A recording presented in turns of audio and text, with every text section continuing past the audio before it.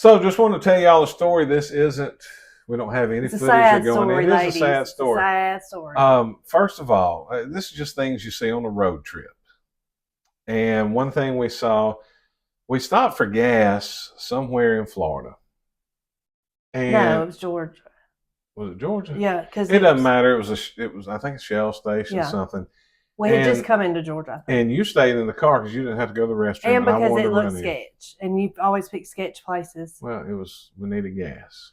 We didn't need gas because he was in a Tiz. He was. We were close. We were close. I didn't want to walk on the interstate, which is illegal anyway, I think. And so I went into number one. Didn't want y'all to think anything, but somebody was in a stall number two, ferociously, and it smelled like rust. If you took hamburger meat and rust and mixed it together, that's what it smelled like. I'm not kidding.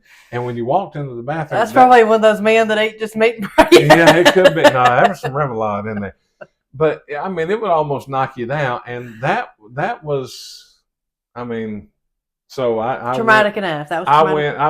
I turned up the high pressure, like one of those hoses that they advertise where like pressure washer. I was going quickly. I was trying to get out of there quickly, and I washed my hands. Why? Because I touched part of my body that you normally don't touch and think of. I mean, you know what I'm saying? Like in a didn't want any kind of correlation I don't between. want to spread germs. And as I'm sitting there grabbing the door handle, this guy comes out. He had on this big biker vest, looked like he hadn't bathed in a week. He was the rust smell, and he just walked right out behind me. Didn't wash his hands or anything. And then when you get out of the bathroom, what was he doing? I don't know. I guess he was buying something. Oh yeah, I got out to the car, and I see him coming out the front door, and I said, "There's rust smell, dude." And he comes out, and he's carrying a soft drink. So like not a bottle out of the thing, like a fountain drink. Like I've made myself this drink with my rust bare hands. So, I mean, I know you wipe with toilet paper and all. I'm not trying to be gross, but a finger can go through. There's all kinds of stuff that can happen. You can get a stray palm, or I mean, there's all kinds of stuff that can go bad. And here he is over at fountain drinks. So and think about that. And when I say I don't like to use buffets and stuff, think about that. Yeah, that would be or cooks in a restaurant. Because there's a sign in bathrooms that says people that work in a restaurant in any capacity have to wash their hands. Anyway, just thought I'd share that. So I thought I would up our experience. We had to stop a few hours after that. I looked at the gas gauge and said, look, even if we rolled on in the rest of the way, we're going to need gas by like 8 miles. So let's go ahead and cap her off at like half tank. And we had seen a Buckee's on the way down. Yeah, and we'll run in, get us something to eat. We'll kill 3 birds with one stone. And remember, I had not been to the bathroom yet from St. Augustine up to Warner Robins, Georgia, which kudos and applause to me for that. We hadn't drank anything either. Well, because I have trying to reserve, keep your tank empty. I was trying. And so we run into Buckee's. Well, we filled up with gas, which was about half tank.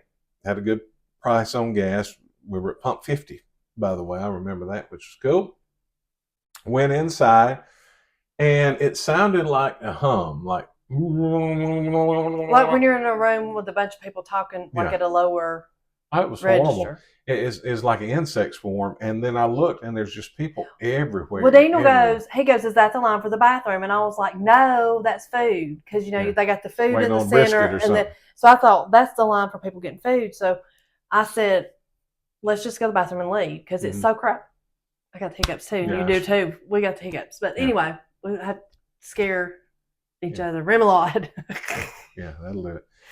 And so anyway, we start going back to the bathroom, and I look, and it literally is the line for the bathroom. Okay, so if you know anything about Buckee's, I think they have on average like 80 stalls in each side for men's and women. Or at least 40. So that's a lot of people in the bathroom. And the line was out to the registers, which is why I thought it was for some of the food. A lot of fecal matter flying, too. All kinds of stuff. Yeah. But, the line was horrible. I have never been to a Buckee's where there's a line in the restaurant. Yeah. I've never been to where you go in, like, I don't know if it's like that in the men's because I haven't been in that one, but in the women's, it has the little red lights in front of the doors. And there's always 2 or 3 open, even in a very crowded Buckee's. I have never been. So whoever has let the Bucky's secret out, I'm disappointed. Yeah, and like, so I'm wondering if our Bucky's days are over because I wanted a bag of beaver nuggets, or beaver nuggets, right? That's all I wanted was a bag of beaver nuggets. Use the bathroom, get some gas. I was going to get me a sandwich. Yeah, we had decided we were going to try, and we were going to do a little Happi-LEE on it. No, I wasn't going to do one on that. Yeah, you would have. You ain't never ate nothing. You ain't wanted to record. Oh, I wasn't going to record that. I was ready to Well, that's looking once they go viral. Everybody likes Bucky's, apparently. Yeah. But, you know, they had the chopped sandwiches and all that, so we were going to get something from in there and eat it. But we ended up just moseying on back to our car. We went to Chick-fil-A. And they were crowded. They were crowded, but there was nobody in the bathroom. Hey, Chick-fil-A gets you through and quick. They had good, clean bathrooms.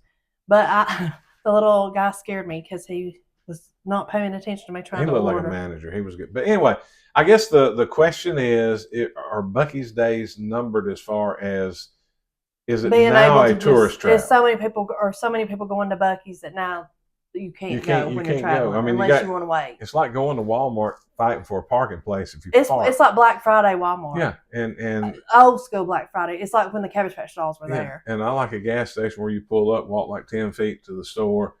Nobody's in the bathroom. You hit it, get your food, and leave. The problem is they don't have brisket sandwiches. They don't have beaver nuggets.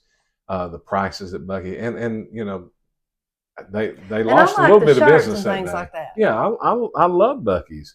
Don't get me wrong, but I wonder if we'll get to go back because if it's always that crap. I mean, I know down at Robertsdale is always packed. You can't even get turned in, but the bathrooms, there's never a line. Right. So I'd never seen this. Maybe there was a stomach epidemic going around. Maybe it was that. Maybe everybody been drinking the water in St. Augustine. Maybe that water in St. Augustine. But anyway, just wanted to share that with you. I worry that we may never get to go to a Bucky's. And I'll be mad because when they were not so crowded and I wanted to go, every time we passed one, you'd just drive right past because you want me to get in there and get to look. It's been copious amounts of money. Not copious, but some. Oh, yeah. Anyway, hey, I just want to share that with you. Like all our social media, like the video. Please leave a comment below about your thoughts on Bucky's now in 2026. Is Bucky's too big for its britches? It is. He's grown out of them little beaver pants. He needs some bigger beaver pants. Yeah. For his, beaver nuggets. We found our happily ever after. Now you go find yours. I could say so many things, but I didn't. I know.